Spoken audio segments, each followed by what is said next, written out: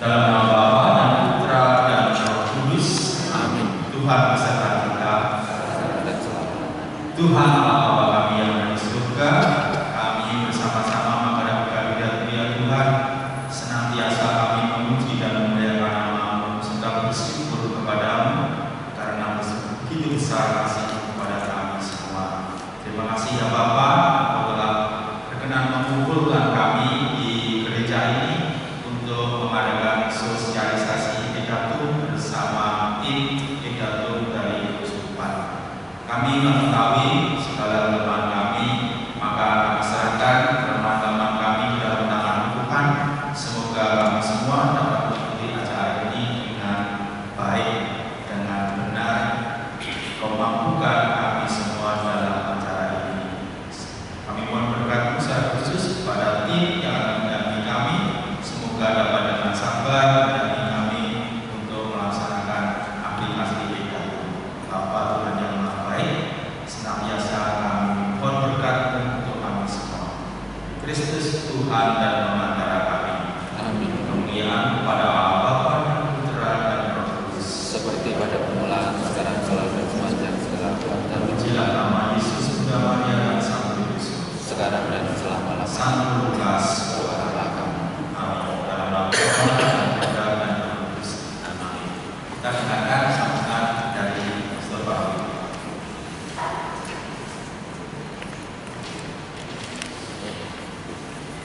Pak Romo, Bapak Ibu, saudara-saudari, saudara, selamat datang, berkat dalam, selamat malam. Malam. Shalom. Terima kasih juga atas kehadiran dan juga selamat datang untuk Romo Bagio dan Romo Budi sebagai pembicara dari Keuskupan Panitia Pedatum ini, pemberdayaan, pendataan, dan sekaligus juga Bapak Ibu semua, saudara, selamat datang dalam pertemuan ini, sosialisasi program Pedatum. Saya mengundang semua DPP, DKP, ketua-ketua lingkungan supaya gerak kita ini dipahami semua, sehingga nanti kalau ada apa-apa kita tahu konteksnya, kita bisa menanggapi secukupnya, dan bahkan bisa membantu ketika ada teman-teman dari admin yang bekerja di lapangan, karena mereka pasti akan bekerja keras untuk mengumpulkan data-data umat, dan ini diharapkan nanti bisa membantu pastoral keuskupan kita sekaligus juga paroki khususnya. Maka sekali lagi sekarang saya serahkan sepenuhnya kepada panitia. Kita akan mendengar juga nanti untuk apa ini, bahaya-bahayanya apa, lalu apa yang bisa digunakan sebagai fungsi atau kegunaan dari program ini, sehingga kita mempunyai pikiran yang sejalan dengan seluruh program ini. Saya serahkan kepada Romo Bagio dan Romo Budi. Akhirnya, wassalamualaikum warahmatullahi wabarakatuh. Waalaikumsalam. Ya, terima kasih atas sarannya Romo. Untuk meningkat waktu, sekali lagi, maka kami serahkan sepenuhnya waktu kepada tim Pedatum dari Keuskupan, kepada Romo Bagio dan Romo Budi. Terima kasih. Para Romo, Suster, Bapak Ibu, selamat malam. Berkat dalam. Pertama-tama terima kasih Romo Teguh, Romo Gun, dan seluruh DPP, DKP, dan para PIC lingkungan, ketua lingkungan, paroki Santo Lukas Pemalang, karena mengundang kami untuk mengadakan sosialisasi Pedatum ini. Ini memang program dari Bapak Uskup untuk kita semua, maka perlu kita dukung bersama-sama. Terima kasih, kita akan memulainya. Tim Pedatum atau tim pendataan umat di Keuskupan itu ada dua sebetulnya, yaitu tim IT yang mengurusi lebih pada softwarenya, perangkapnya, dan tim litbang yang datang hari ini. Saya dengan Romo Budi bagian dari tim litbang, tapi kami semua karena berbagi pekerjaan, karena seluruh paroki di Keuskupan kita harus jalan bersama, maka dibagi-bagi kami bagian di tempat ini. Nah, hari ini kita bersama-sama akan belajar bagaimana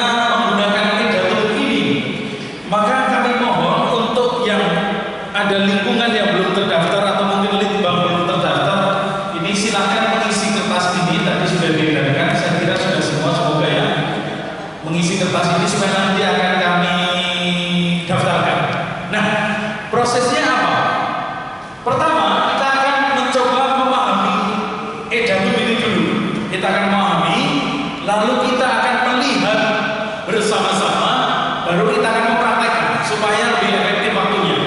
Karena pernah kami lakukan di Pekalongan, kami langsung mari kita coba praktek bersama-sama, tapi malah akibatnya menjadi terlalu lama, banyak sekali pertanyaan yang diulang-ulang. Maka kita akan mencoba melihat bersama-sama dulu, lalu mengenali cara kerjanya bersama-sama, baru kita akan praktek. Harapannya kalau kita mulai dari jam 7:10 ini, mungkin pengantar sekitar 20-25 menit tentang edatum, lalu habis itu penjelasan, lalu jam 8-an kita akan latihan sampai jam 9 paling lambat ya. Semoga selesai jam 9. Baik, mohon ditampilkan, ada pointer enggak ya?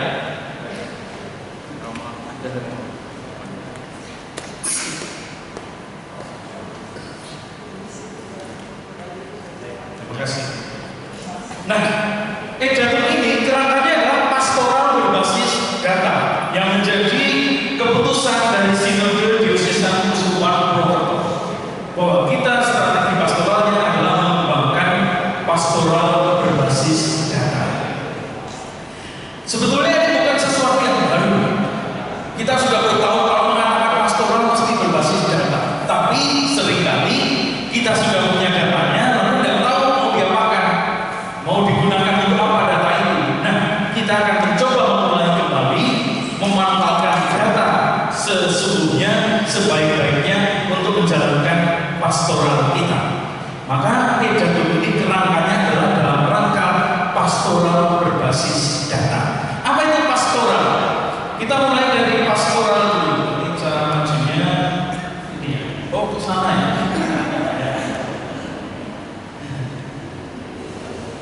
Oh, ada bisa. Yang mana ini kamu? Untuk maju, untuk mundur. Oh ya. Ya. Untuk maju ini ya. Bisa? Cukup.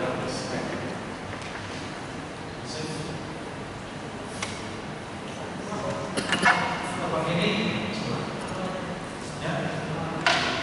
Manual. Oh ya. Oh saya udah hafal ya jadi. Ya, pastoral. Mulai dari kata pastoral. Kalau coba kita tahu. Siapa tahu ini bisa. Ya. Pastoral.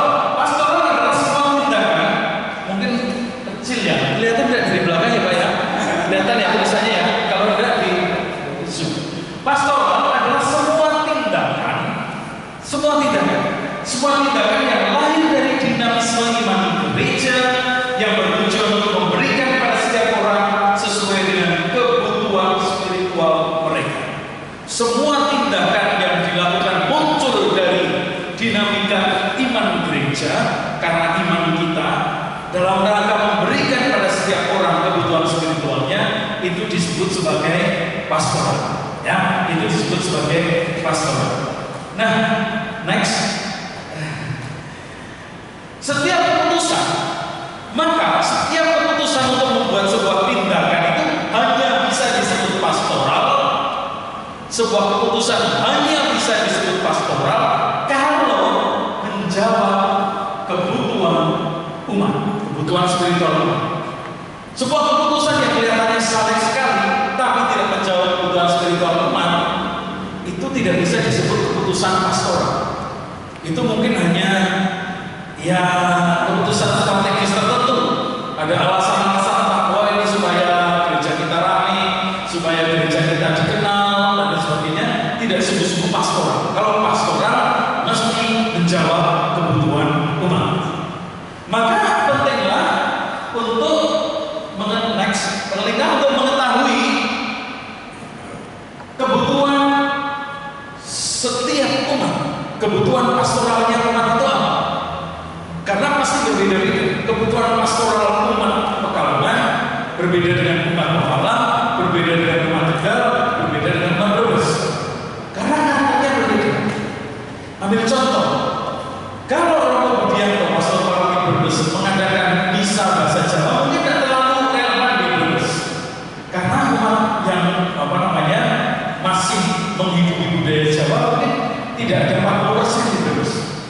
sebaliknya mungkin membuat bisa inkulturasi kata akan lebih menyapa umat, akan lebih dibutuhkan umat karena umatnya lebih banyak yang masih mengikuti budaya Batak misalnya.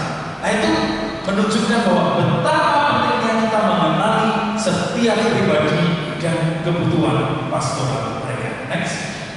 Nah, untuk memenuhi hal itu diperlukan berbagai macam alat bantu. Ya, untuk mengetahui kebutuhan pastoral itu diperlukan macam-macam alat bantu. Salah satunya tentu saja nanti adalah data-data untuk membuat keputusan pastoral. Sekali lagi, supaya keputusan pastoral, keputusan sungguh-sungguh pastoral perlu mengenali umat. Untuk mengenali kebutuhan umat, kita butuh alat bantu. Itulah alurnya. Mengapa kita membuat edaran ini? Next. Nah, edaran atau pendataan umat ini adalah sebuah pastoral discernment supporting system.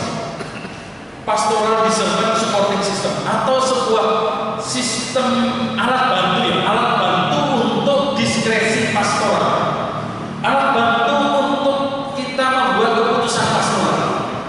Nah, kita menginginkan alat bantu yang dipakai untuk membuat keputusan pastoral ini mesti pertama harus bersifat integral, terintegrasi dengan macam-macam hal.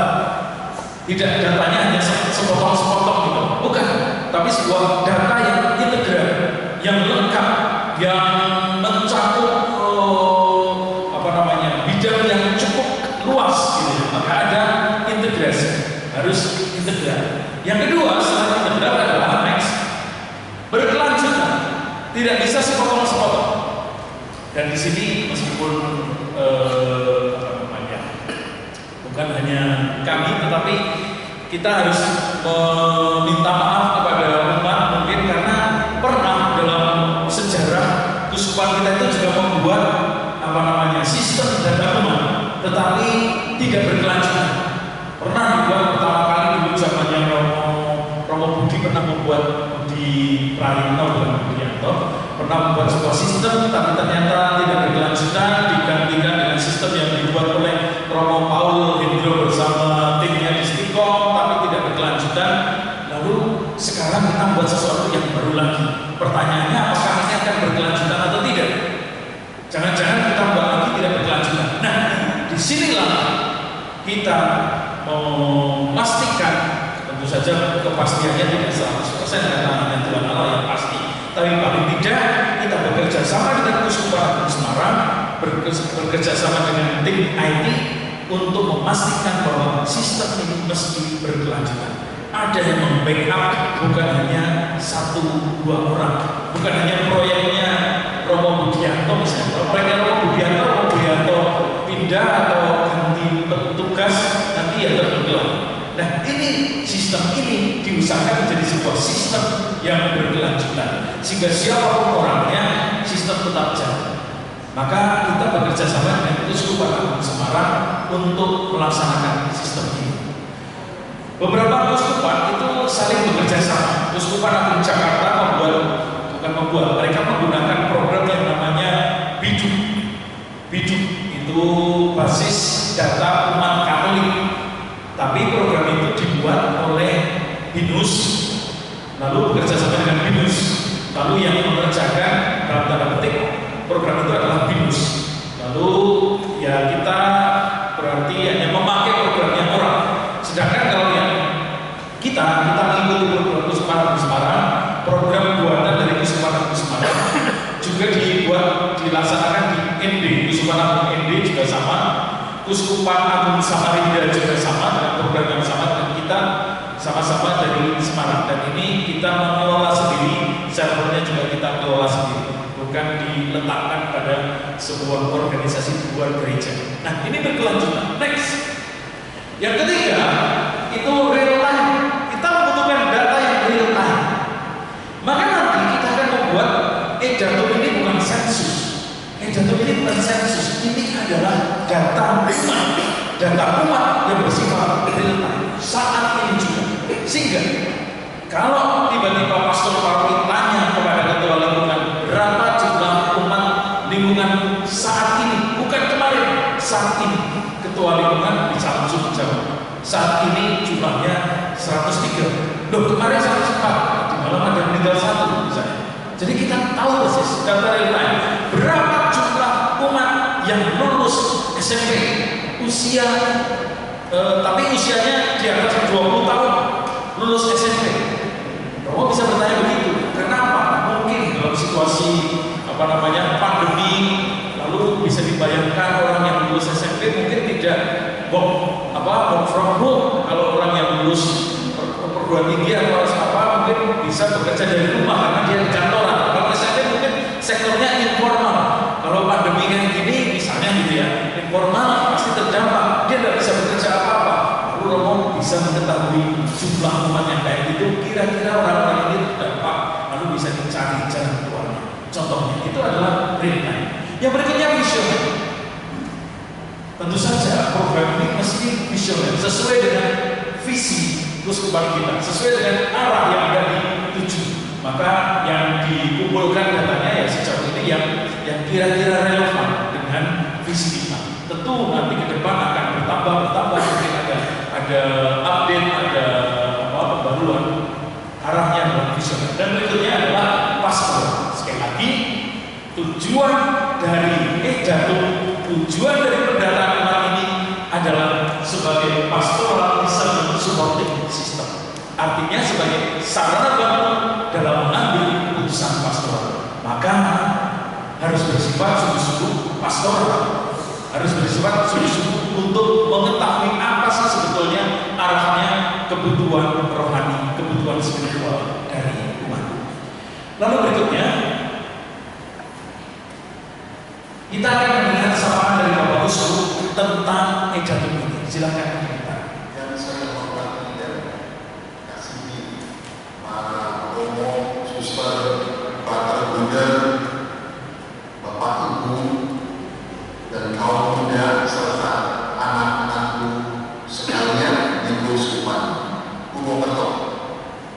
Sinode Diocesan Keuskupan Purwokerto tahun 2020 sampai dengan 2035 telah menghasilkan visi misi dan strategi yang cukup baik, jelas dan tertata.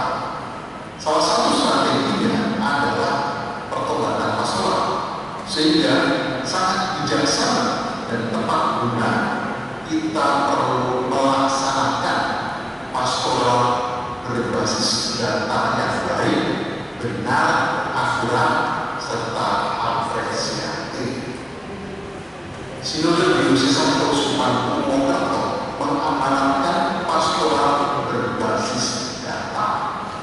Perangkat kerjanya adalah dinamakan edatum. Maka saya menegaskan bahwa program edatum berlaku untuk seluruh Keuskupan Purwokerto. Saya mengajak, menyiapkan dan akhirnya mendesak untuk seluruh umat berperan aktif dalam program edatum ini.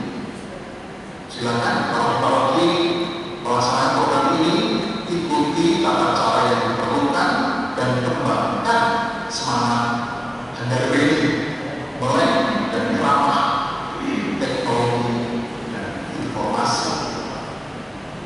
Mari kita dukung kerja kita bersama, dan tentunya juga kita bawa dalam doa-doa agar edatum ini sungguh dapat berjalan dengan baik dan lancar seperti di keuskupan-keuskupan yang lain yang telah terlebih dahulu menerapkan cara kerja pastoral yang baik ini.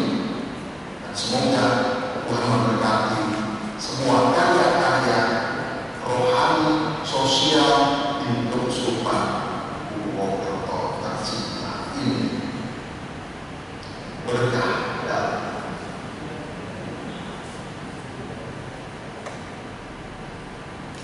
baik, itu adalah sapaan dari Bapak Uskup yang mempromulgasikan semacam itu ya, mempromulgasikan edatum. Ini program wajib di seluruh Keuskupan Purwokerto. Lalu apa itu edatum?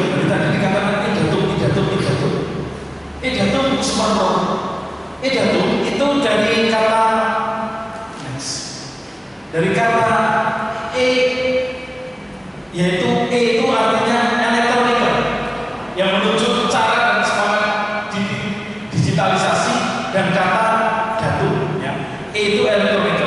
seperti surat elektronik, surat itu lalu ada email, ada e-commerce, ada macam-macam. Jadi itu lebih menunjuk pada sisi digitalnya. Dan datum itu dari bahasa Latin artinya fakta. Sebetulnya datum itu untuk singular atau apa namanya tunggal, jamaknya itu data. Nah, kalau ada banyak berarti mestinya data. Tapi karena supaya di telinga lebih enak, lalu kita tidak memilih e-data tapi e-datum. Ya, karena di telinga lebih enak dan juga kita menganggap data ini sebagai meskipun ada banyak, tapi ini satu kesatuan. Data bukan kelompok, satu kesatuan. Maka juga kita sebut sebagai e-datum. Gitu ya. Tidak e-data tapi e-datum. Tapi kata e juga merujuk pada eklesia yang artinya gereja. Maka dengan kata e-datum ini juga bermaksud sebagai datanya gereja, eklesia datum, gitu ya. Berikutnya, maka e-datum ini jadi wajah gereja supaya protokol di dalam data. Ketika kita membuka e-datum, kita jadi tahu wajah Kusupan Purwokerto itu seperti ini ternyata. Kusupan Purwokerto dalam data kayak gini, umatnya jumlahnya segini, yang laki-laki segini, yang perempuan segini, komposisi usianya segini, dari sisi pendidikannya seperti ini, pekerjaannya seperti ini, itu segera langsung membuka itu, langsung bisa melihat gambaran secara umum Kusupan Purwokerto. Tentu saja untuk lebih detailnya perlu dipahami di dalam. Tapi ya, jadi e-datum artinya demikian. Nah, next. Sistem dan cara kerja e-datum. E-datum ini yang akan kita lakukan sebelum sampai ke sana. Ini bukan sensus, ya. Ini bukan sensus. Kalau sensus itu dilakukan pada suatu waktu tertentu untuk tujuan tertentu. Misalnya, setiap 5 tahun kita mengadakan sensus atau 10 tahun negara mengadakan sensus untuk tahu jumlah penduduk saat itu. Jadi kalau kita mengadakan sensus ya untuk tahu jumlah penduduk kita, jumlah anak kita saat itu. Tapi ini tidak berlaku untuk 3 tahun berikutnya. Ini hanya untuk memang saya ingin tahu untuk saat ini. Sebelum pemilihan DPP saya ingin tahu umatnya berapa misalnya. Sebelum pemilihan prodiakon paroki saya ingin tahu umatnya berapa. Itu sensus. Kalau e-datum ini adalah perekaman data umat. Spiritualitasnya adalah Bapak Ibu, salah satu spiritualitasnya adalah apa yang dikatakan oleh Tuhan Yesus sendiri. Tuhan Yesus mengatakan di dalam Injil Yohanes, dari semua yang kau berikan kepadaku ya Bapa, tidak seorang pun kubiarkan hilang. Tidak seorang pun kubiarkan hilang. Tidak seorang pun dari umat tidak tercatat. Karena tidak tercatat artinya tidak terhitung. Tidak terhitung artinya tidak diperhitungkan. Tidak diperhitungkan artinya dia dianggap tidak ada. Maka setiap umat mesti dicatat. Setiap umat yang ada dan faktor ada di lingkungan kita mesti tercatat. Karena mereka setiap jiwa itu berharga di mata Tuhan. Tidak bisa. Itu bukan hanya angka. Itu bukan hanya data, tetapi mereka adalah jiwa yang tidak bisa digantikan diri saja.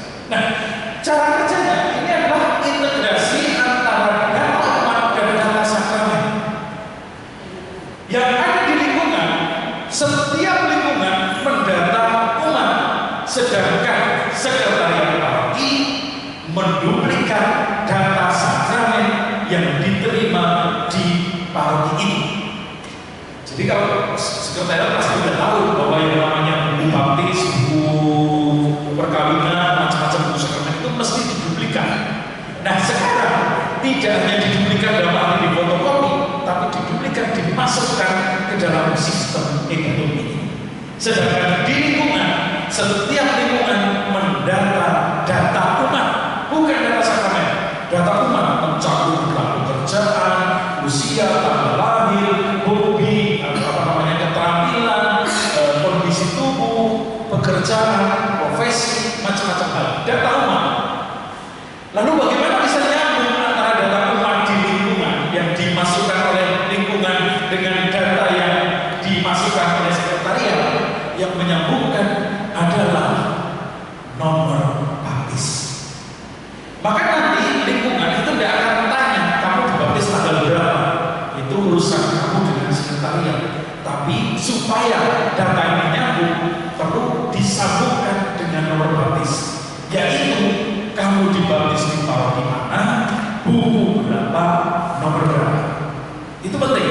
Kalau itu dimasukkan, begitu nomor baptis dimasukkan, dan sekretariat di seluruh uskupan kita dan uskupan yang lain juga memasukkan, otomatis ketika lingkungan tidak memasukkan data sakramen apapun, kalau baptis, nomor baptis sudah dimasukkan, nanti dengan sendirinya data baptis akan muncul, data perkawinan akan muncul, data sakramen-sakramen akan muncul. Jadi nanti yang menyatukan adalah buku baptis, yaitu baptis paroki mana, buku berapa, dan nomor berapa. Ini nanti kita akan belajar melaksanakan. Baik, jadi integrasi. Data umat itu menjadi tanggung jawab litbang paroki. Data umat di lingkungan ini nanti menjadi tanggung jawab di tingkat litbang paroki. Maka litbang paroki itu dia melihat atau mengolah data umat, karena dari data umat, katakanlah data demografi umat ini, dia bisa memberi masukan pada orang paroki. Romo, situasi umat kita seperti ini, kebanyakan kaum lansia misalnya, yang anak-anak sedikit misalnya, itu memberi masukan pada orang paroki. Sedangkan data sakramen next itu menjadi tanggung jawab dari sekretariat paroki. Sekretariat paroki bertanggung jawab menduplikat semua buku-buku paroki, buku-buku sakramen ke dalam sistem ini. Dan berikutnya tentu saja yang menjadi tanggung jawab utama dari semua ini adalah pastor paroki. Karena menurutku semua hal itu menjadi tanggung jawab pastor paroki. Kalau ada kekeliruan, ya nanti yang ditegur pastor paroki. Kalau ada yang baik, ya nanti ujiannya adalah pastor paroki. Karena secara hukum yang menjadi mewakili paroki di keuskupan dan di publik adalah pastor paroki. Maka dia bertanggung jawab. Berikutnya, nah, data umat itu dikerjakan oleh lingkungan. Ini memang tanggung jawab dari litbang paroki. Litbang paroki itu lebih bersifat mengkoordinasi, menganimasi, mengingatkan, ya. Tapi bukan litbang paroki yang memasukkan data umat, bukan. Yang memasukkan adalah masing-masing lingkungan yang dikerjakan lingkungan. Next, menjadi data lingkungan, sehingga setiap lingkungan punya data sendiri, data umat lingkungan besar. Seperti tadi saya katakan, bisa ditanya oleh pastor paroki setiap saat siang, membuka HP ini data lingkungan kami. Tentu saja pastor paroki sebetulnya bisa dia membuka sendiri dari laptopnya atau dari HP-nya, mengetahui data seluruh parokinya bisa. Tapi dia bisa untuk ngetes tanya pada kepala lingkungan. Yang menjadi data lingkungan dan ini perlu untuk diupdate terus-menerus. Karena ini bukan sensus. Sekali lagi ini bukan sensus. Ini adalah data. Dan data itu selalu berubah, hidup. Contoh, orang-orang sekarang, anak-anak sekarang, hari ini mereka kelas 3 SMP, bulan Agustus mereka akan kelas 1 SMA. Itu data mesti diupdate. Data mesti diupdate. Kelihatannya, berat sekali, udah. Kalau kita biasa update status WA, update status Facebook, update status Instagram, TikTok dan lain sebagainya, ini tidak berat. Ini seperti itu saja. Dan ini diharapkan memancing interaksi antara umat dengan pengurus lingkungan. Jadi kalau selama ini umat dan pengurus lingkungan mungkin tidak interaksinya tidak terlalu intens, sekarang intens. Jadi anak-anak bisa lapor pada PIC lingkungan, saya baru naik kelas, dulu kelas 3 SMP, sekarang saya kelas 1 SMA, lalu diupdate data. Atau orang pindah lingkungan dari lingkungan Maria ke lingkungan Agustinus, pindah, lalu diupdate data. Hanya tinggal diklaim saja. Ketua lingkungan Agustinus mengklaim datanya, lalu ketua lingkungan Maria melepaskan data umatnya, lalu sudah berpindah dan sebagainya. Lalu orang menjadi berinteraksi dengan pengurus lingkungan harapannya menjadi makin guyup. Nah, berikutnya data sakramen ini prinsipnya adalah sekretariat menduplikat buku sakramen dalam sistem ini. Itu sebetulnya. Lalu pertanyaannya, kalau ada umat pemahaman dia dibaptis di Pekalongan bagaimana? Ya itu urusannya sekretariat. Itu bukan urusan dalam tanda petik bukan urusan saya, urusan sekretariat Pekalongan. Kalau tidak dimasukkan, kita bisa telepon sekretariat Pekalongan, tolong umat saya ini dimasukkan datanya karena dibutuhkan. Lalu dia akan memasukkan dengan sendirinya muncul di dalam data umat ini. Kalau pertanyaannya, tapi kalau umat ini dibaptis di Kuskupan selain Purwokerto, nah itu nanti akan berbeda. Itu sekretariat nanti akan berarti sendiri. Baik, perlu diambil terus-menerus, ya, perlu diambil terus-menerus seperti yang data lingkungan tadi. Next, data penunjang yang mesti disiapkan. Apa yang mesti disiapkan untuk e-Jatuh ini? Satu, nomor KK dan NIK. Ini nomornya unik. Kenapa? Karena yang jadi sarana validasi dan integrasi data. Maksudnya begini, satu NIK itu hanya bisa dicatat satu kali. Kalau orang sudah dicatat di paroki Pemalang, dia tidak akan bisa dicatat di paroki lain. Kalau misalnya ada orang dicatat di paroki Pemalang, lalu dia mencatatkan diri di paroki HKY di Tegal, lalu akan muncul orang ini sudah dicatat di lingkungan Ignatius paroki Pemalang. Apakah dia berbeda ke HKY dengan macam itu? Kalau dia, ya, lalu ada pemberitahuan kepada ketua lingkungan Ignatius Pemalang. Ini umat tidak ke sana, betul tidak? Kalau betul ya, maka umat ini otomatis pindah ke HKY. Tapi tidak bisa dicatat dua kali. Itu unik. Lalu ada nomor KK. Karena apa? Karena sistem kita menganut KK pemerintah. Kita tidak menentukan KK sendiri, tapi yang menentukan KK itu menurut pemerintah KK-nya berapa? Ya itu yang kita ikuti. Ya, kalau data pribadi juga kita datanya dari data pemerintah, NIK-nya pemerintah, KK juga. Maka bisa jadi dalam satu rumah ada dua KK kalau memang menurut pemerintah ada dua KK. Atau sebaliknya dalam orang berbeda paroki mungkin KK-nya sama. Contoh, saya dengan ibu saya kakaknya sama karena saya masih ikut ibu saya, kakak ibu saya. Lalu di dalam kartu itu dikatakan kakak ibu saya tinggal di paroki Purbalingga, saya di paroki Tegal.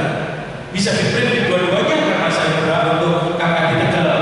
Tapi nanti disebut di sana akan muncul juga bahwa ada anggota keluarganya juga ada ibu saya. Tapi di sana lalu Prokoparti jadi tahu, oh ternyata ini orang ini mempunyai anggota keluarga yang ada di luar kota. Kenapa kok bisa terjadi seperti itu? Oh karena alasan pekerjaan. Oh kita bisa membuat apa pastoral untuk orang-orang yang seperti ini yang terpisah dari anggota keluarganya. Oh ini hanya masalah bahwa dia masih tercantum, bukan masalah terpisah karena sesuatu yang memang berat sekali. Lalu dari sana jadi kita bisa menentukan sebuah langkah pastoral. Ya, itu nomor KK dan ini perlu. Yang berikutnya surat baptis. Kenapa perlu surat baptis? Sebetulnya sih tidak mutlak, asal orang tahu dibaptis di mana, buku berapa, nomor berapa. Tapi itu kan jarang orang yang hafal buku baptis berapa, nomor berapa. Jadi kalau ada surat baptis, lalu kita jadi tahu. Karena di surat baptis selalu ada dikatakan di sana ekstraktum, ya kan? Libro baptistorum, kutipan dari buku baptis LB nomor titik. Nah itu. Vol itu tidak perlu, vol itu halaman berapa tapi tidak dipakai. Yang dipakai hanya LB dan nomor titik. LB harus diisi dengan huruf kapital, dengan huruf Romawi atau Romawi, nomor harus dengan angka Arab, angka 0 sampai 9 kita ketahui. Nah, itu contohnya. Ini menjadi penyatu tadi saya katakan integrasi antara data umat dengan data sakral. Kalau ini tidak dicantumkan, maka meskipun di paroki sakramen yang sudah dicatat, di lingkungan data yang sudah dicatat, nanti tidak akan muncul sakramen dalam diri orang itu karena tidak ada yang menyambungkan antara kedua data ini. Baik, data pembaptisan dalam paroki baptis nomor LB dan nomor. Next, pembaruan rutin oleh lingkungan dan sekretariat yang penunjang yang harus disiapkan. Ini pembaruan rutin terus-menerus. Jangan sampai menunggu, karena kalau menunggu cenderung nanti menjadi sulit, menjadi tidak akan jalan dan datanya tidak valid. Karena kita ingin data yang sungguh-sungguh real time. Next, perlu diambil karena ini pembaruan masuk data selalu update terus-menerus. Lalu kalau data sakramen oleh sekretariat paroki. Next, mengapa langsung? Tadi saya katakan untuk validitas data tidak akan tertumpuk dan terbelanjakan. Lalu penggunanya siapa? Sebetulnya sistem ini siapa yang menggunakan? Silahkan next. Pengguna adalah yang mempunyai akses. Jadi yang disebut pengguna adalah orang-orang yang mempunyai akses terhadap data ini. Next. Pengguna ini memiliki kewenangan. Yang punya akses ini punya kewenangan yang berjenjang. Kewenangannya pastor paroki tentu berbeda dengan kewenangannya litbang paroki, berbeda dengan sekretariat paroki, dengan para kasih lingkungan, dengan para penanggung jawab lingkungan. Pasti berbeda. Ya. Berikutnya, pengguna di lingkungan paroki itu siapa saja? Satu, pastor paroki dan pastor rekan. Ini nanti biasa bisa satu akun saja sebenarnya, ya. Bisa satu akun saja, karena sebenarnya satu akun bisa dibuka oleh beberapa orang asal tahu passwordnya. Tapi tentu saja tidak boleh sembarangan. Sama seperti email, kita rahasia, tidak bisa sembarangan dipakai orang. Karena jejak digital kita catat juga bisa. Kalau kita membuka akan dicatat, kita membuka kelahiran kapan, kita mengubah apa di sana ada jejak digital. Karena ini menyangkut rahasia data umat yang sangat kita hormati, maka kita mengusahakan agar bisa sungguh-sungguh dipercaya. Ya. Pastor paroki, pastornya, lalu berikutnya sekretaris paroki, dia mengisi data sakramen, lalu berikutnya litbang paroki, ya, untuk melihat data umat separoki, lalu user wilayah itu melihat, hanya melihat saja, tidak bisa mengubah, tidak bisa mengupdate, lalu user lingkungan bisa melihat, menambah, edit, hapus data umat di lingkungan masing-masing. Dia hanya bisa melihat di lingkungannya. User Ignatius yang hanya melihat Ignatius, user Maria yang bisa menjadi Maria, ya. Tapi kalau pastor paroki itu seluruh parokinya. Next, fakta integritas. Nah, setiap orang yang terlibat dalam edatum ini mesti menandatangani fakta integritas, yaitu apa ya, semacam janji gitu ya, janji bahwa saya akan menjaga rahasia, saya akan menggunakan kewenangan batas-batas yang ditentukan gitu ya, karena ini menyangkut rahasia data umat. Maka kita meminta semua orang nanti menandatangani ini. Itu diatur oleh pastor paroki masing-masing, kapan mau dibuat menandatangininya, lalu kalau bisa disampaikan pada seluruh umat supaya umat tahu bahwa data ini sungguh-sungguh dirahasiakan. Kita tidak main-main. Kita tidak main-main karena kita dipercaya. Kita orang yang dipercaya untuk mengelola data. Kita gunakan itu dengan sebaik-baiknya. Seperti dikatakan oleh Tuhan Yesus, apa orang yang bisa dipercaya dalam hal kecil akan dipercaya dalam hal besar. Ini rahasia. Dari sisi sistem ini dibuat sedemikian rupa supaya tidak bisa dibobol oleh hacker. Tentu ada update terus tentang informasi, sistem informasinya, lalu diusahakan dengan sebaik-baiknya. Kita bersama dengan Semarang bekerja sama juga dengan beberapa ahli IT, termasuk dengan wakil rektor dari salah seorang penasihatnya, wakil rektor Universitas Sugeng Pranoto yang kebetulan juga dulu adalah seminaris. Lalu kami bersama-sama mencoba menjaga agar ini sungguh-sungguh rahasia terjaga. Maka kerahasiaan umat dan umat merupakan hal yang sangat diperhatikan. Next, lalu hal ini menuntut kredibilitas, kepercayaan, dan responsabilitas. Ya, tanggung jawab dari setiap orang yang terlibat dalam edatum ini. Semua orang mesti menjaga rahasia. Next, mereka yang terlibat di sini akan diminta menandatangani fakta integritas. Beberapa paroki melakukannya di dalam misa. Jadi pada waktu misa hari Minggu misalnya, di akhir misa sebelum berkat penutup, supaya umat semua tahu bahwa ini para petugas edatum ini disumpah. Dia sudah disumpah oleh pastor paroki, maka dilakukan dalam misa. Disumpah di depan umat yang hadir dalam misa itu. Misalnya. Lalu untuk selanjutnya kita akan mencoba latihan. Tapi sebelum latihan, kita akan menunjukkan bersama bersama-sama dulu sebetulnya sistemnya seperti apa sih, supaya kalau kita sudah melihat bersama-sama baru kita akan latihan bersama sehingga waktunya lebih efektif. Dan untuk menunjukkan sistem ini, Romo Budi yang akan menerangkan tentang pidato ini. Silakan Romo Budi.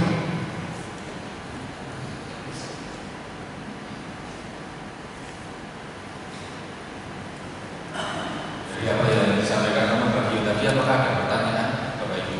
Apakah sudah cukup jelas? Jadi fungsi data ini bukan sensus ya, tapi kita melihat data yang update yang ada di paroki Pemalang ini, yakni yang saat ini dan juga yang ada di sini. Maka nanti kemudian kita itu sebetulnya bisa melihat kembali data umat itu data umat yang real, mereka yang tinggal di sini. Siapa yang disebut umat yang tinggal di atau umat paroki Pemalang itu? Kalau dalam kitab hukum kanonik dikatakan mereka yang sudah 3 bulan lebih, minimal 3 bulan tinggal di paroki Pemalang ini secara berturut-turut, itu menjadi warga gereja Katolik Pemalang. Sedangkan mereka yang sudah berdomisili di paroki lain, pindah ke tempat lain yang mungkin pulang hanya sebulan sekali atau seminggu sekali, itu menjadi warga paroki lain. Kemudian kalau kita mau melihat apa yang siapa saja yang nanti didata, dan termasuk supaya data ini tidak terdobel, tidak gelembung dan sebagainya, kita mau melihat data yang real yang ada di paroki kita ini. Sudah siap datanya ini, Romo? Ya, pertama pertanyaannya, semua umat apakah bisa mengakses itu dalam arti melihat data, tidak mengubah itu yang pertama. Yang kedua itu ada beberapa pertanyaan tentang keamanannya, karena itu ada NIK dan apa itu KK, itu kan sekarang baru ramai pinjol, ya. macam-macam, apakah tidak bisa disalahgunakan? Oke. Yang pertama, siapa yang bisa mengakses data ini? Pertama, pastor paroki dan juga vikarisnya itu bisa mengakses semua data yang ada di lingkup paroki. Itu satu. Tapi yang umat lingkungan tidak bisa, hanya PIC karena ini sifatnya rahasia data itu. Melihat saja bisa. Tidak bisa, harus terdaftar karena kemudian untuk melihat untuk bisa sampai ke sistem itu harus didaftarkan melalui email yang didaftarkan melalui keuskupan, superadmin keuskupan. Itu yang pertama. Yang kedua, kalau kita berbicara tentang pinjol, karena ini kemudian mencantumkan NIK dan KK, ini kemudian biasanya tidak bisa digunakan karena kita itu hanya meminjam atau meminta nomor KTP dan nomor KK-nya. Kalau Bapak Ibu mau pinjol itu kan membagi KTP seperti ini ya, lalu difoto, baru kemudian bisa untuk digunakan sebagai pinjol.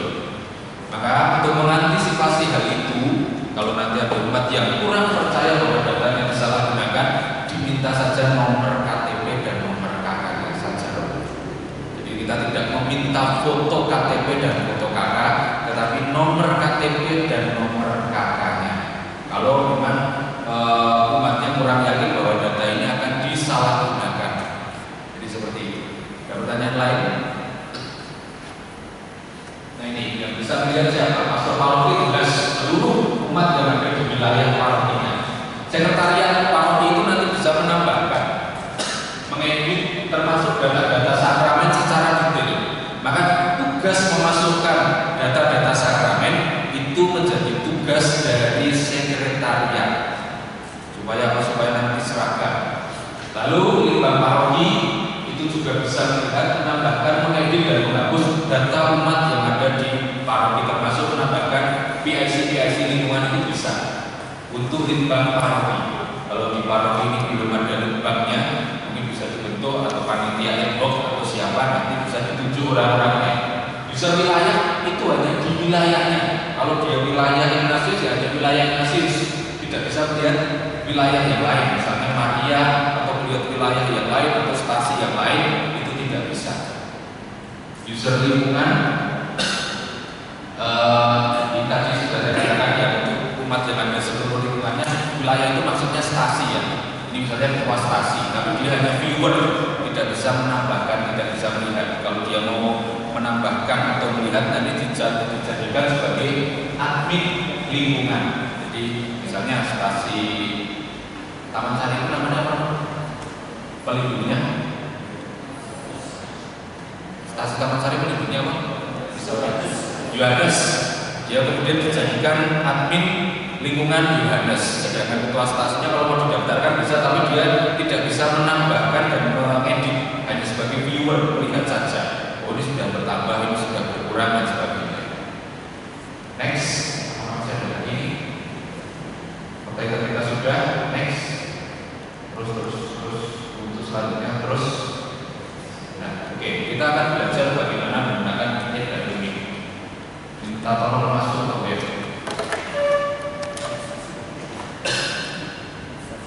Ya, Bapak Ibu, ini punya jenengan ya? Iya, tapi lingkungan. Oke.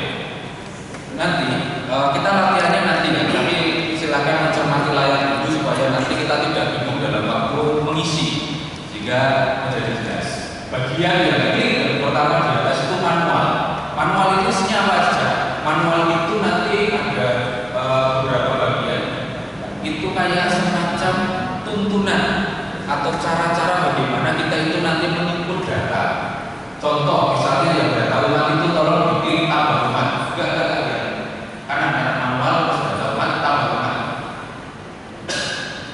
Apa saja yang dibutuhkan, semuanya nanti akan ada di sini sebagai sebuah petunjuk untuk kita mengisi data umat.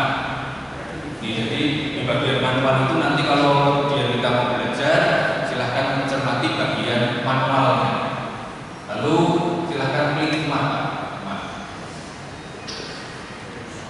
Daftar umat misalnya.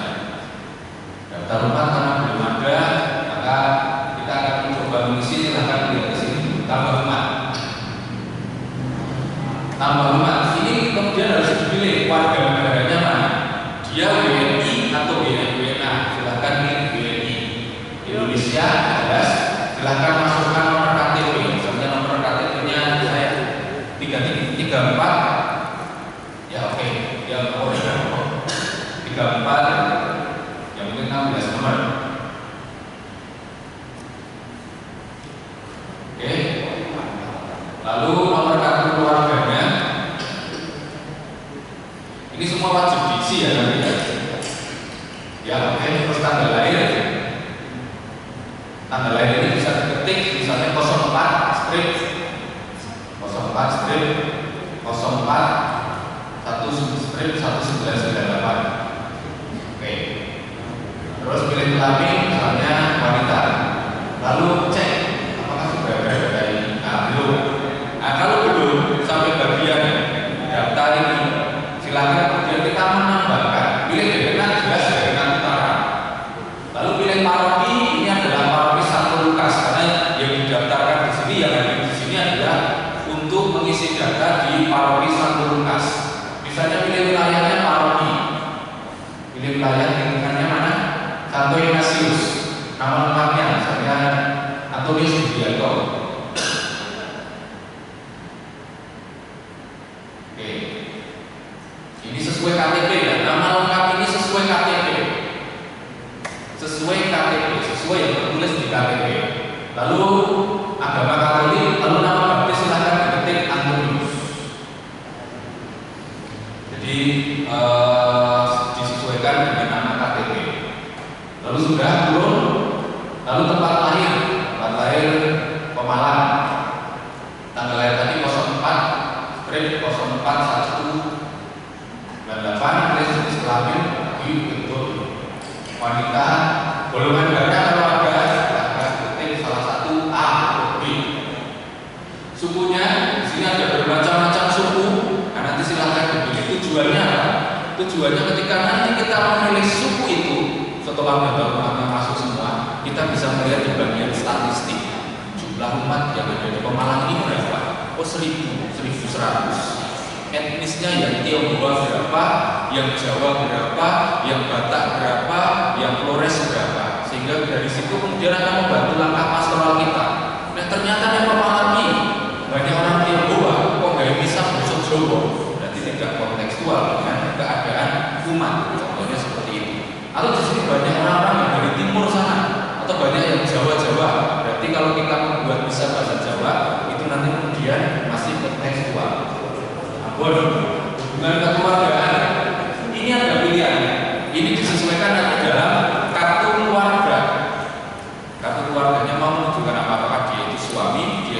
istri, yaitu anak dan sebagainya. Coba pilih istri.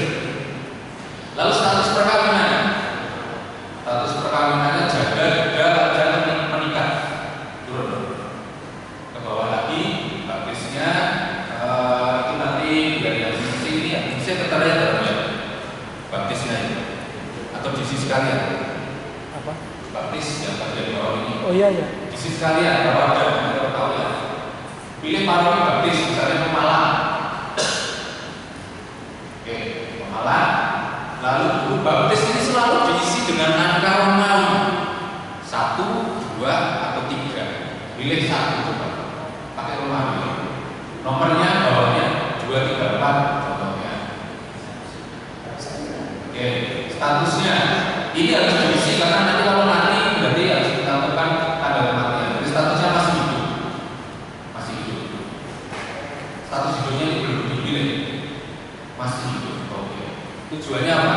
Data ini nanti bisa diedit. Kalau suatu saat orangnya meninggal, kita tinggal edit, lalu pilih bahwa orang ini sudah meninggal, cantumkan tanggalnya, sehingga kita bisa tahu data update. Kemudian pada hari itu ada orang yang meninggal langsung dicatat. Ini tugasnya PIC dari lingkungan maupun dari stasi. Oke, kita pindah ke sebelah kanan. Naik, lalu sebelah kanan. Alamatnya, sini Jalan Pemuda. Nomor berapa? 3 misalnya. Kabupatennya mana? Pemalang. Oke. Ini kelurahannya Bumi Harjo. Oh. Terus Mulyo Harjo. Oke. Status rumah ini misalnya ya, ini rumah milik sendiri, rumah milik keluarga. Milik sendiri itu berarti ya memang dia punya rumah, tapi kemudian kalau milik keluarga misalnya anak, kemudian ikut orang tua contohnya. Kalau kayak promo begitu berarti pinjaman perusahaan atau dinas. Jadi statusnya beliau itu pinjaman perusahaan atau dinas. Nah, ini milik sendiri. Email nomor handphonenya silahkan dicantumkan. Oke, lalu email nggak usah dipakai aja. Pendidikan terakhir itu dipilih pendidikan yang sedang ditempuh saat ini. Jadi meskipun belum lulus SMA, ditulis pendidikannya SMA. Kalau dia sedang menempuh S1, berarti dipilih dia sedang pendidikan terakhirnya masuk dalam S1. Contohnya S1. Fakultasnya apa? Misalnya kedokteran. Oke. Pekerjaan itu di sini macam-macam. Jadi ada karyawan, juga rohaniwan, terus ini dipilih pelajar atau mahasiswa. Profesi, bawahnya. Profesi ini macam-macam karena dia di sini dicantumkan profesi sebagai arsitek, sebagai dokter, bahkan sebagai dukun pun ada di sini. Paranormal dan sebagainya semuanya komplit tercantum di sini. Tergantung nanti profesinya itu sebagai apa atau lain-lain. Nah, oke, ini salah satu dokter. Oke, keterampilan itu nanti bisa ditulis. Orang itu punya keterampilan apa? Misalnya, oh ini pemain teater, harus misalnya tambahan ya. Oh ini penjahit. Oh ini yang lain-lain, ahli IT.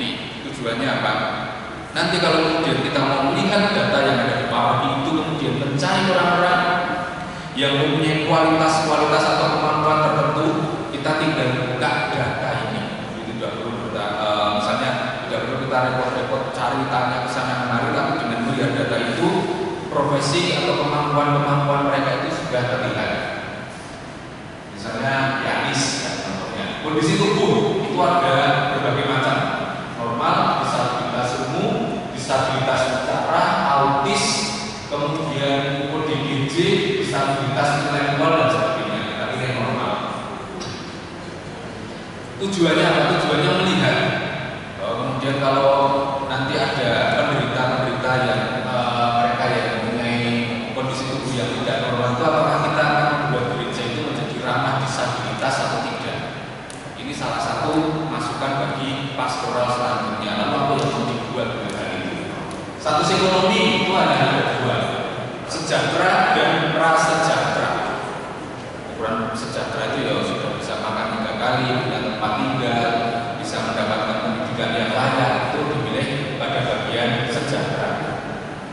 status aktivitas sosial. Aktivitas sosial ini yang ada di masyarakat, apakah dia warga biasa atau kemudian pengurus partai, LSM atau pengurus ormas? Kalau dia pengurus RT berarti masuk ke dalam pengurus RT lingkungan wilayah atau pengurus partai. Kalau kemudian data yang saya beri contoh yang sudah masuk di Brebes itu sekarang ada 421 jiwa yang sudah dimulai. Lalu dari situ, dari data 821 itu yang warga biasa itu banyak sekali. Artinya apa? Kemudian dalam waktu ke depan itu orang-orang perlu didorong. Contohnya satu misalnya untuk berpolitik, untuk berperan serta dalam masyarakat, supaya apa? Supaya gereja itu punya akses ke dalam pemerintahan dan lain-lain. Oke, kalau sudah ini turun ya, langsung di save, maka data ini sudah masuk. Nah, contohnya seperti ini. Nah, sudah masuk. Lalu yang di bagian kanan itu nanti muncul kata Katolik. Kalau yang nama anonimus itu gitu Pak. Yang kanan ke bawah lagi. Yang keluarga klik. Yang bagian kartu keluarga. Kartu keluarga yang warna hijau. Naik. Ini contoh kartu keluarga Katolik yang nanti mungkin bisa dibagikan oleh paroki sebagai pemacu untuk apa? Untuk pendataan umat.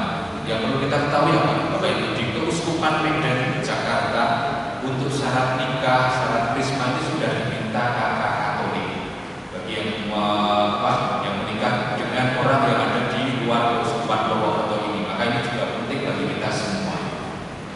Ini contoh bagaimana kita menghimpun data. Lalu bagaimana prosesnya? Saya berbagi tips di paroki kami, di paroki Brebes. Itu kemudian salah satunya melalui ketua-ketua lingkungan kalau mereka sedang kumpul itu kemudian diminta supaya umat-umat itu mengumpulkan data. Itu satu. Yang kedua, kami setiap hari Minggu itu membuka stand judulnya Warung Egatum di PIC lingkungan itu hari Minggu, Sabtu dan Minggu berjajar di luar gereja atau di aula. Tujuannya apa? Tujuannya untuk mendata umat yang belum terdaftar karena mereka bisa dijumpai dengan mudah itu pada waktu hari Sabtu dan Minggu. Karena biasanya Senin Salam sedang bekerja, hari Sabtunya mereka sulit ditemui. Nah, kemudian diumumkan terlebih dahulu supaya mempersiapkan dokumen-dokumennya, nomor KTP, nomor KK, lalu PIC yang sudah ditunjuk tadi mendata umat. Dan ini prosesnya cepat. Yang ketiga itu melalui Google Form. Jadi PIC lingkungan menyiapkan Google Form disebar melalui grup WA. Lalu mereka akan mengikuti semua. Tinggal PIC lingkungan itu kemudian memasukkan data-data yang sudah diterima tadi. Maka data ini kemudian akan cepat untuk diisi. Tujuannya untuk apa? Sekali lagi untuk pastoral. Jadi kita bisa mengetahui statistik umat, jumlah umat yang pindah agama itu nanti berapa, yang meninggal berapa, yang lahir berapa, jenjang range umurnya berapa. Misalnya yang umur 0 sampai 10, 10 sampai 20, 20 sampai 30 dan seterusnya. Ini penting untuk apa? Kemudian paroki nanti memetakan bagaimana membuat formasi umat berjenjang dan lain-lain. Itu ke depan. Tapi untuk kali ini dulu, ini bagaimana proses kita nantinya berdinamika atau mengisi. Ada pertanyaan? Oke, oh ya, oke, silakan dari sini dulu. Coba dulu, saya dulu. Yeah. Yang ingin saya tanyakan gini, untuk cut off data itu mulai kapan? Karena katakanlah gini, kalau cut off data itu jika kita sampaikan, kita sepakati bahwa per tanggal 1 Juni. Nah, maksudnya apa? Berarti warga kita yang meninggal sebelum 1 Juli kan tidak di-entry. Hanya kita butuh waktu untuk cut off-nya kapan. Itu yang pertanyaan saya. Karena ini akan penting sekali, berarti kan data bedek yang meninggal di bedek sebelum cut off ini tidak akan kita entry. Kan? Ya. Betul ya? Yang meninggal kan nggak boleh. Ya. Terima kasih. Dari sekarang tidak? Iya, dari mulai saat ini. Kalau mulainya dari saat ini Pak, berarti dari saat ini, hari ini pertemuan kita hari ini. Romo Bagio mau menambahkan. Jadi begini, sebenarnya data yang meninggal itu hanya untuk orang yang sudah tercatat lalu meninggal. Jadi kalau orang yang sudah terlanjur meninggal, tidak usah dicatat. Jadi misalnya meninggalnya pada saat kita mulai mencatat kalau orang itu sudah meninggal, tidak usah dicatat, Pak. Ya, karena ini data orang yang masih hidup saja. Tetapi ketika orang itu hidup sudah tercatat, lalu dia meninggal, ini baru diupdate. Maka data orang meninggal itu data yang data yang setelah kita mulai mengisi aja. Bukan untuk mengetahui berapa orang yang sudah meninggal. Jadi daripada itu, gitu ya. Contohnya seperti ini. Ini kan Antonius Budianto ini kan tercatat hari ini. Lalu besok dia meninggal. Nah, berarti datanya yang besok itu sudah diupdate bahwa dia meninggal pada hari Rabu tanggal 19 Juni 2024. Kalau yang sudah meninggal yang sebelum-sebelumnya berarti tidak dicantumkan dalam e-datum ini. Tadi kemudian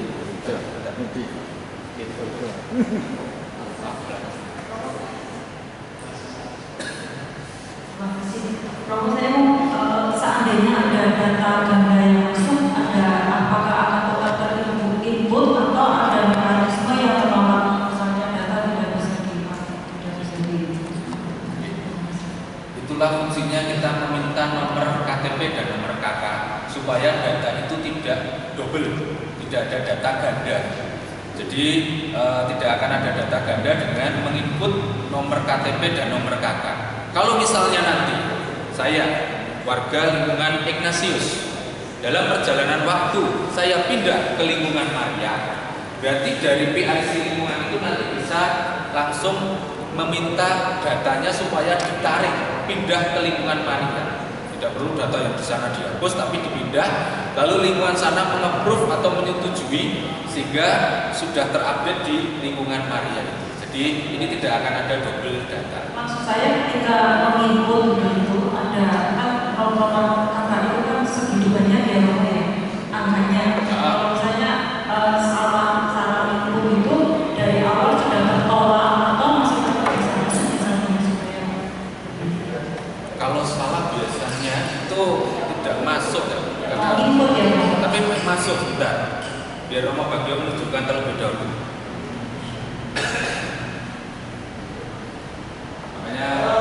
Misalnya kita tambah umat ya. Ini warga negara WNI, Indonesia nih 33 03 04 24 05 73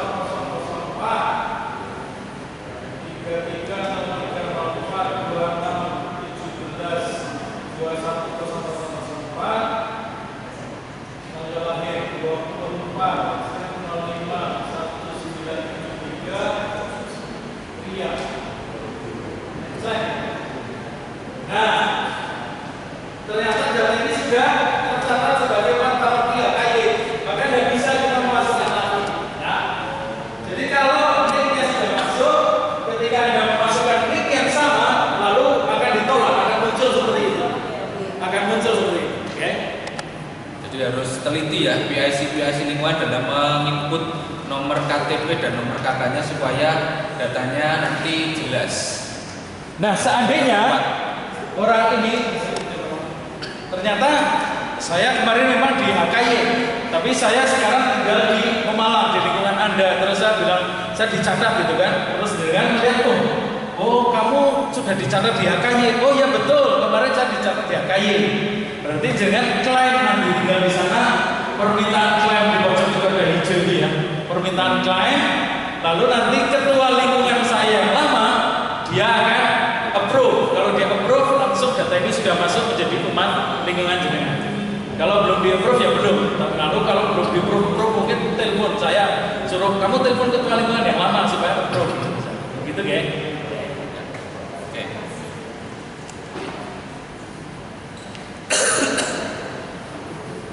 Kalau saya mau bertanya tentang siapa saja yang dimasukkan dalam data ini, umpamanya anak yang lagi kuliah atau sudah kerja di luar kota, apa dimasukkan?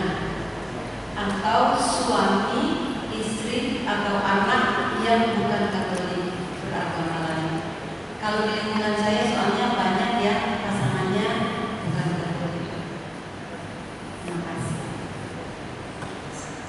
Yang dimasukkan yang pertama, mereka semua yang tinggal di sini.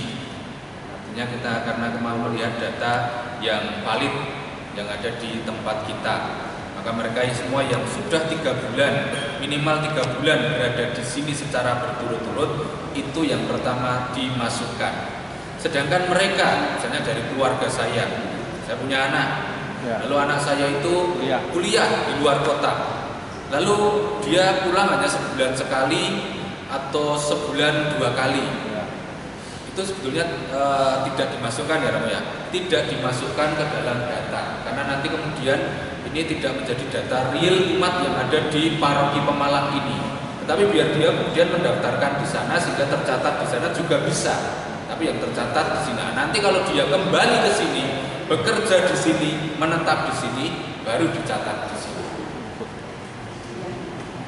Itu. Kalau yang bukan Katolik, misalnya pernikahan campur, kalau yang bukan Katolik sebaiknya tidak dicatat atau tidak dicatat.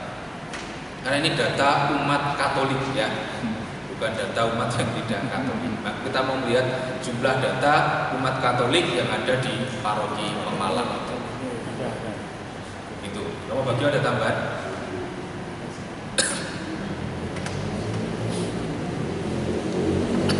Yang dimaksud dengan umat yaitu yang sudah 3 bulan atau orang yang memang berencana mau tinggal di situ. Jadi orang baru saja pindah belum 3 bulan, tapi saya memang sudah berencana tinggal di sini, gitu ya, akan permanen lebih dari 3 bulan.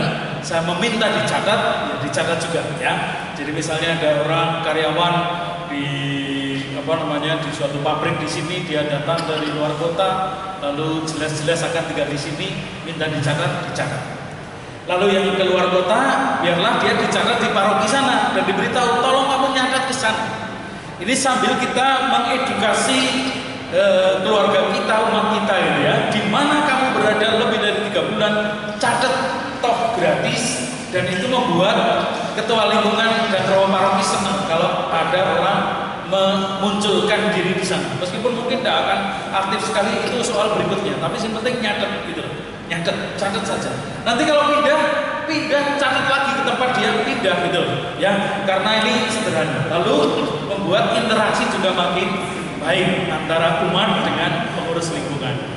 Lalu memang sebaiknya yang dicatat yang Katolik. Tetapi kalau ada anggota keluarga tidak Katolik ingin dicatat, boleh, asal agamanya sesuai dengan agama dia.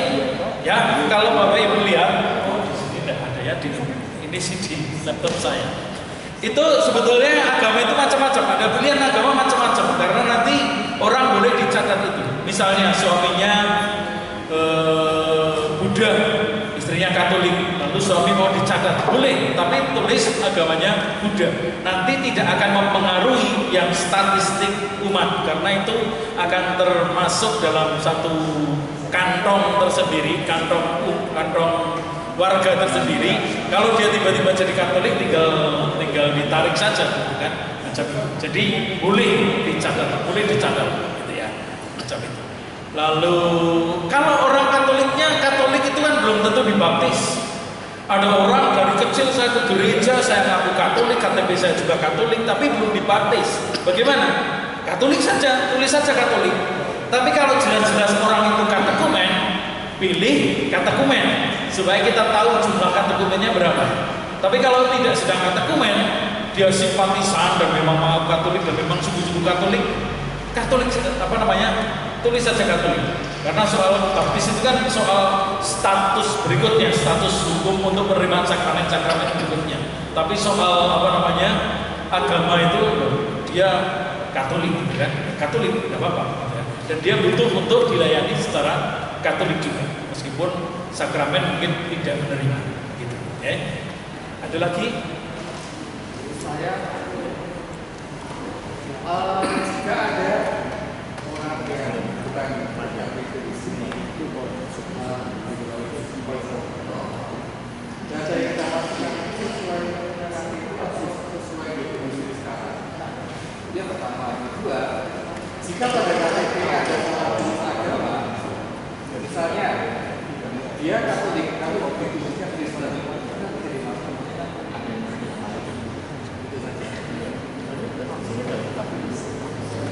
datanya yang dimasukkan itu data tempat tinggal dia di sini, karena ini data umat Katolik. Jadi bukan berdasarkan data yang berasal dari Dukcapil, bukan, tetapi data di mana dia berdomisili. Misalnya dia tinggal di Bantar Gebang atau di mana, walaupun KTP-nya Bandung, tapi kan dia sudah tinggal lama di sini.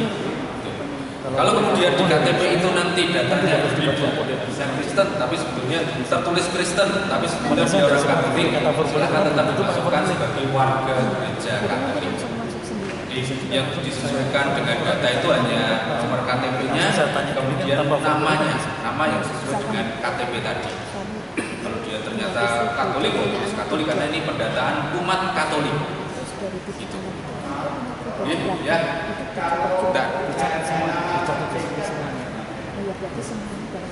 Kalau tidak ada nama baptisnya, KTP maksudnya atau gimana? Bukan bentar.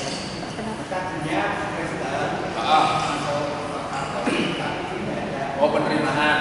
Iya, penerimaan. Oh, dikosongin saja. Yang lain, Pak? Batas waktunya. Batas waktu apa? Masing-masing teman silahkan nanti dikoordinasi dengan Romo Paroki. Bentar, sini dulu, Ge.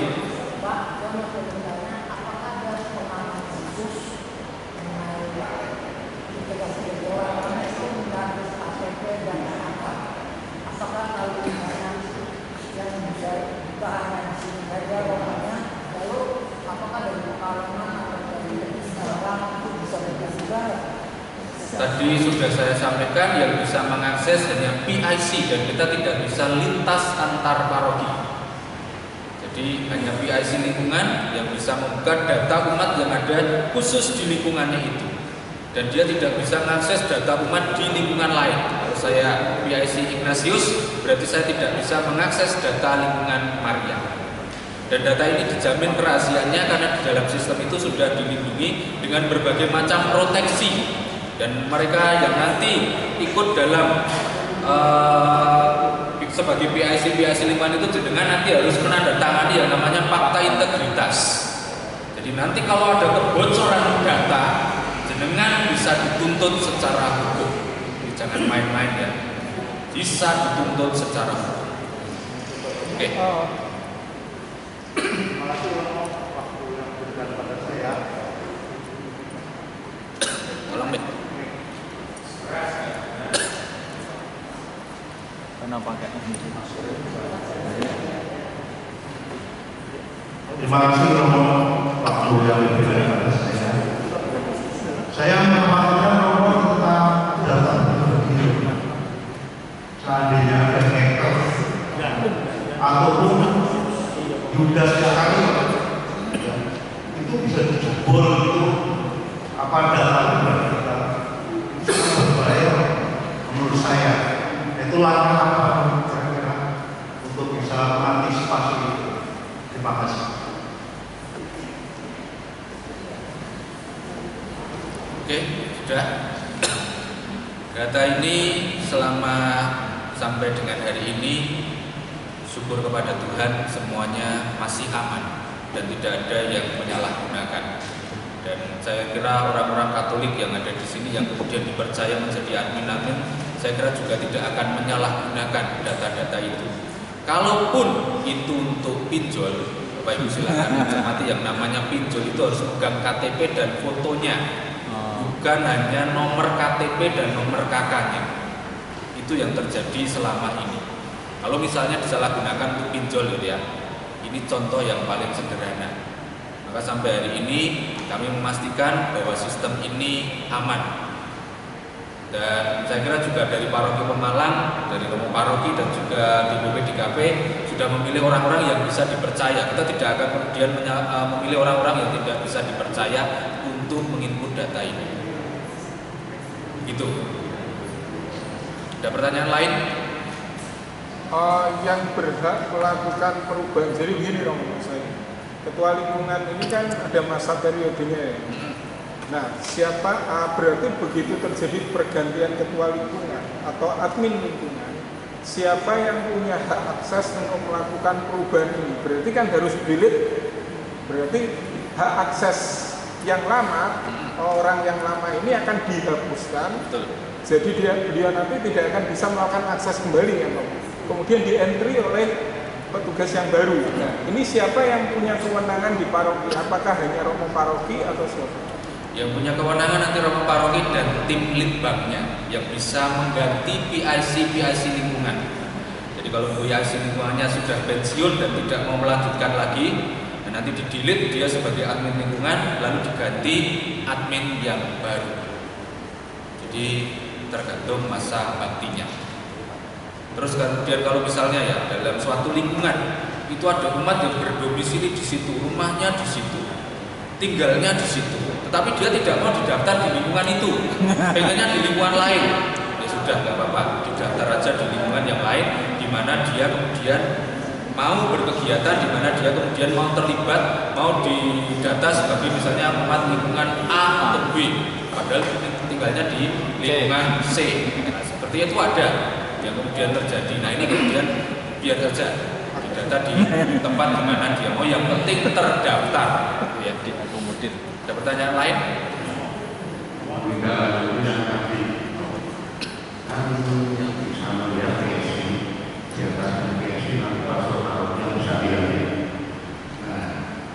Dia tanya masuk malam lagi, tapi siapa yang bisa lihat data masuk malam ini?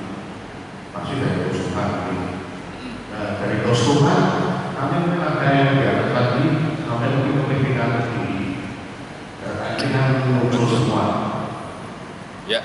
Jadi kalau sebatas paroki mungkin oke lah. Tapi kan Pak, dengan membuat itu tujuannya kan supaya ini seluruh dunia tahu umat Katolik yang ada ini juga ini jumlahnya berapa tidak ditaruh kita bukan itu saya tanyakan kalau misalnya kita tahu yang misalnya karena data ini saya rasa mungkin akan tampil di Uskupan Pak, pasti akan tertinggal yang lebih tinggi lagi. Terima kasih.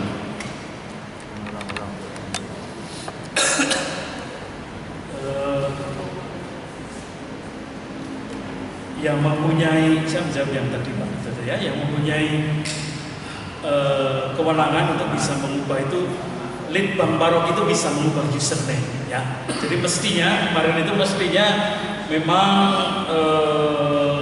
username masing-masing lingkungan itu dibuat oleh litbang paroki dulu sebetulnya. Tapi karena kita keterbatasan waktu, akhirnya tadi di bypass saya membuatnya sebagai litbang uskupan. Gitu. Tapi nanti berikutnya litbang paroki yang akan bertanggung jawab atas user-user dari itu. Yang berikutnya tentang keamanan data, kita berusaha semaksimal mungkin, ya.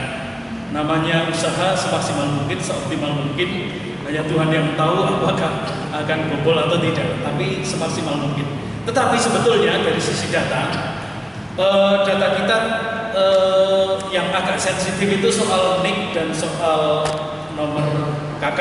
Tetapi orang kadang dengan mudah memberikan nomor NIK, nomor KK pada Shopee, pada Tokopedia yang mereka lebih pada kepentingan bisnis, sementara kita gereja, kita mencoba meyakinkan ini gereja, kita akan berusaha semaksimal mungkin. Yang kedua, data ini sayangnya tidak terlink ke keuskupan lain. Tidak ada link kepada keuskupan lain. Jadi ini berhenti di Keuskupan Purwokerto. Demikian juga Keuskupan Semarang tidak ada link dengan Keuskupan sini, Keuskupan Jakarta juga tidak ada. Sehingga kalau ada umat dari Jakarta mau pindah ke sini, tidak bisa dengan cara klaim tadi. Tapi sekaligus data ini tidak bisa dilihat oleh Keuskupan Jakarta, gitu ya. Ini hanya berhenti di keuskupan kita. Dulu pernah ada rencana dari para bapak uskup, beberapa bapak uskup mengendaki data yang kira-kira bisa saling bertukar di antara keuskupan. Itu yang ada pada Biduk. Biduk itu ada 15 keuskupan di Indonesia yang terintegrasi datanya, ada servernya, ada di BINUS. Itu yang ada pada Biduk. Tetapi data ini yang kita miliki tidak. Kalau tersatukan itu lebih mudah. Tetapi di Kuswan Purwokerto tidak mengikuti yang itu dengan pertimbangan kita mempunyai karakteristik yang berbeda, antar keuskupan berbeda, lalu kayaknya perpindahan antar keuskupan juga tidak sebanyak arus yang akan membuat orang harus lalu supaya cepat sekali pindah langsung klaim gitu saja. Masih mungkin lebih baik kita cara manual untuk kalau pindah dari luar keuskupan ya sambil kenalan sama ketua lingkungan, sambil memasukkan data lagi. Maka kita tidak membuat penyatuan dengan keuskupan yang lain, termasuk dengan Keuskupan Agung Semarang yang sebetulnya sistemnya mirip-mirip dengan kita karena kita dasarnya awalnya dari Keuskupan Agung Semarang. Begitu ya. Saya kira kita sudah jam 8:05, nanti takutnya sampai kemalaman ya. Maka silahkan kita akan mencoba bersama belajar untuk masuk ke sistem ini. Silahkan tadi ada yang sudah mendaftar juga, tapi ada satu yang kurang, yaitu Lindri Harmurni. Ini tidak ada lingkungannya, jadi saya tidak bisa mendaftarkan ini.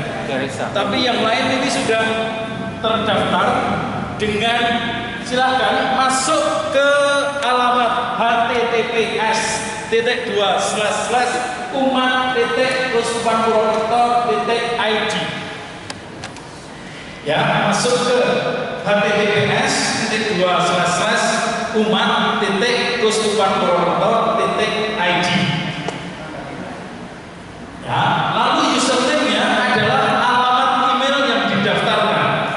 Alamat email yang tadi Anda daftarkan.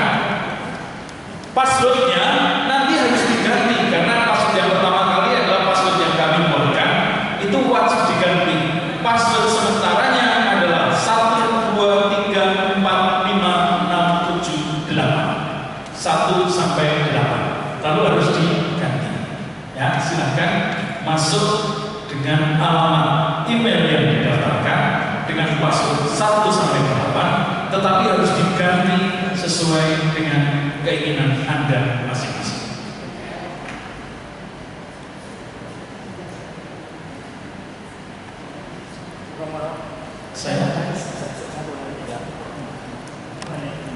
Pada kenyataannya kita admin lingkungan kita tidak bisa mendapatkan kuesioner ini lengkap semuanya. Nanti mungkin ada beberapa yang kosong, ini bagaimana? Kalau misalkan ada yang kosong. Baik, bagaimana kalau belum lengkap data umatnya? Data ini bukan sensus, data ini data yang harus diupdate terus. Maka jangan sampai berhenti gara-gara belum lengkap. Jadi seadanya dulu masukkan, lalu perbaiki lengkapi terus gitu ya. Jadi seadanya masukkan. Tapi memang ada beberapa hal yang tuntutan minimal, misalnya tanggal lahir, gitu ya, tempat lahir itu tuntutan minimal. Kalau tidak bisa di-save. Ya. Tapi pada umumnya yang lain bisa sambil dimasukkan. Ya, baik. Apakah sudah masuk? Ada yang kesulitan? Mungkin saya salah menulis alamat email atau apa, mungkin barangkali gitu ya, siapa tahu. umat.keuskupanpurwokerto.id.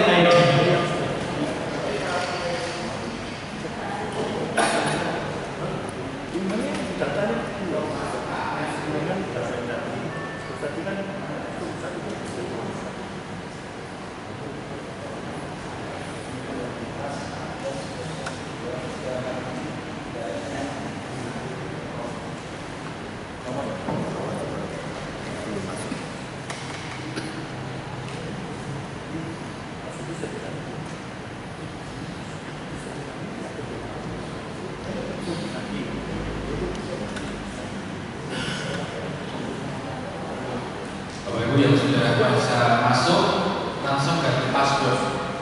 Passwordnya dimatikan dan itu nanti setiap kali untuk login. Lalu setelah ganti password silakan memasukkan data panjenengan terlebih dahulu sebagai latihan. Lalu salah datanya sendiri. Silakan menunggu dan data panjenengan sendiri, nomor KTP termasuk nomor KK juga, alamat, nomor telepon dan lain-lain data panjenengan terlebih dahulu yang di-input.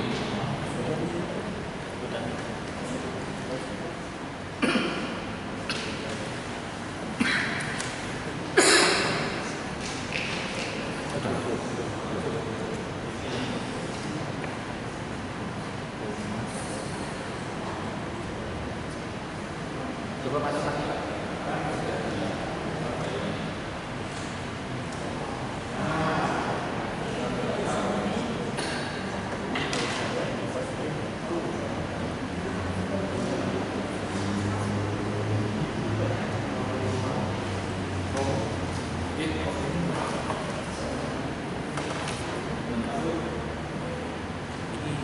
Sorry, ini manual. Umat terus tambah umat. Nah, kalau manual deh. Untuk cara menambahkan umat, diklik dari umat terus tambah umat dan jadi manual. Umat tambah umat dan dimasukkan data dari panjenengan sendiri.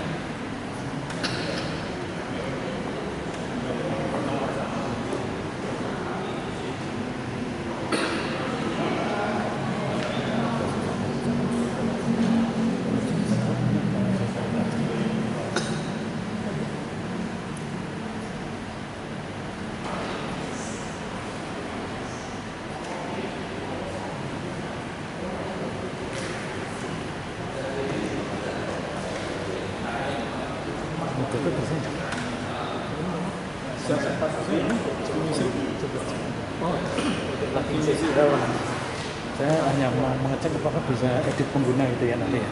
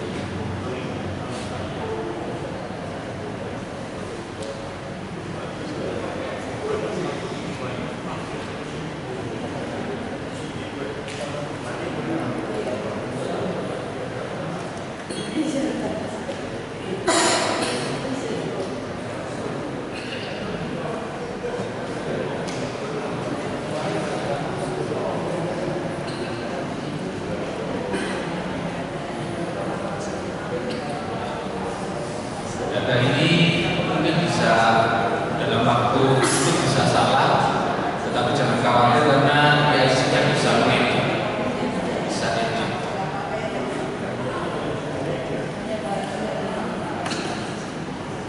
Ininya pengguna mau? Ya, pengguna bisa daftar usernya kan. Bisa. Ini contoh mobil. Ini dihapus saja. Langsung link. Bisa mengubah. Ini kan ini tadi Nanti kalau saya nambah, nanti tinggal user baru ya. Misalnya itu dihapus. Pak Pasut, apakah memungkinkan untuk minta secara sistem atau harus lewat bank atau nomor? Kalau Pasut yang berupa Pasut minta pada jaringan pada bank. Ya, nanti saya ngedit password dulu, nanti dia masuk dia yang nanti terus dia akan ubah dia harus merubah lagi. Ya. Kita mengubah tapi dia harus mengubah lagi. Ya. Jadi saya rubah ya passwordnya ini kamu ubah sendiri. Ya.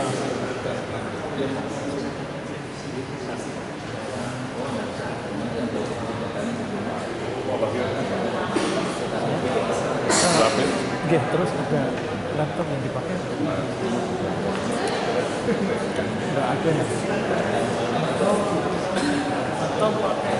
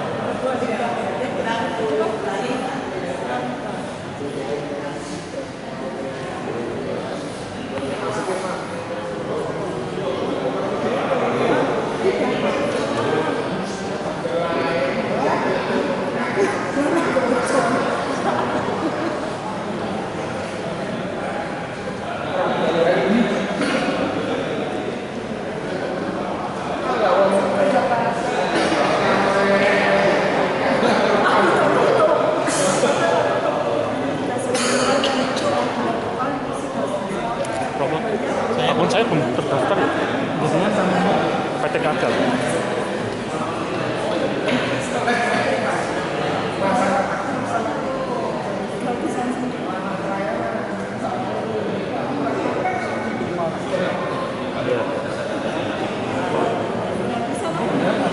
Ya benar. Patrick Kadal.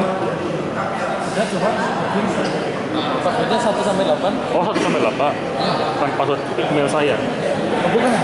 Oh 1-8 tapi lalu harus diganti. Oh iya. Tapi namanya siapa ya? Morianto 28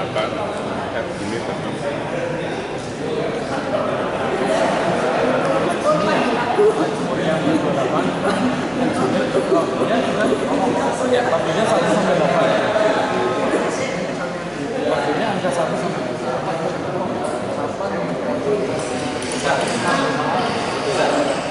Bisa. Tapi jangan juga hanya jangan dikasihkan orang lain kan.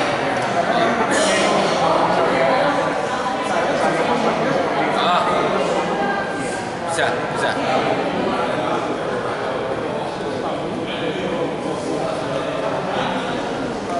Sebagai tambahan, sistem Kadem ini bisa dibuka di dua device sekaligus dengan satu email dan admin yang sama. Tetapi catatannya jangan memberikan nama adminnya kepada orang lain. Membuka hanya PIC yang terdaftar. Karena nanti di dalam sistem itu kemudian nanti akan terlihat siapa saja yang membuka yang mengirim data, termasuk kalau ada kebocoran data kami tahu siapa yang membocorkan data. Yang penting laporannya itu yang kami cari.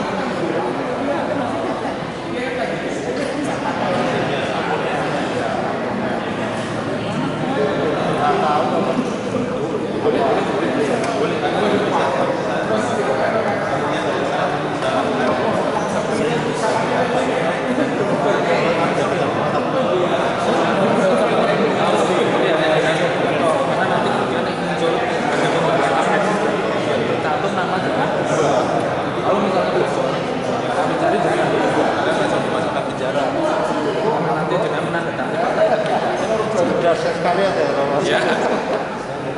Gimana Mas? Sudah. Ya.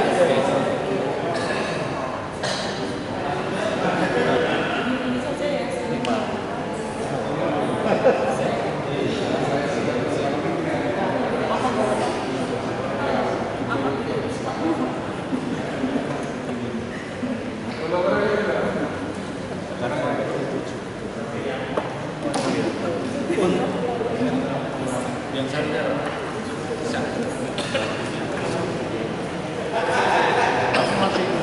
Untuk yang buku baptis, untuk yang buku baptis cukup angka ropapinya, tidak usah ditulisnya lebih, cukup ropapinya saja. Misalnya 3, 4 gitu ya. Dan kalau tidak ada, jangan diberi strip. Kalau kosong ya kosong aja, jangan diberi strip yang untuk buku baptis.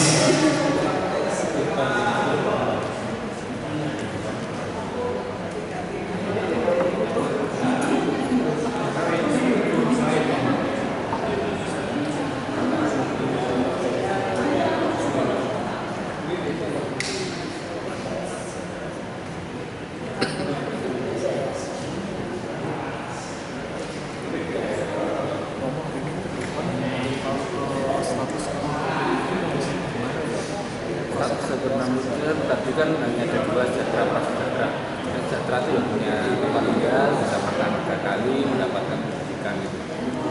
Untuk prasejahtera itu misalnya kewajiban makan, tempat tinggal, pendidikannya tak terpenuhi dan sebagainya itu kan. Tapi kebanyakan dari kita sejahtera. Berarti ini kita yang ini yang sekian lalu menentukan sendiri maksudnya kategori apa? Oke. Satunya di dan ya. Surat baptisnya. Oh dan apa? Semuanya.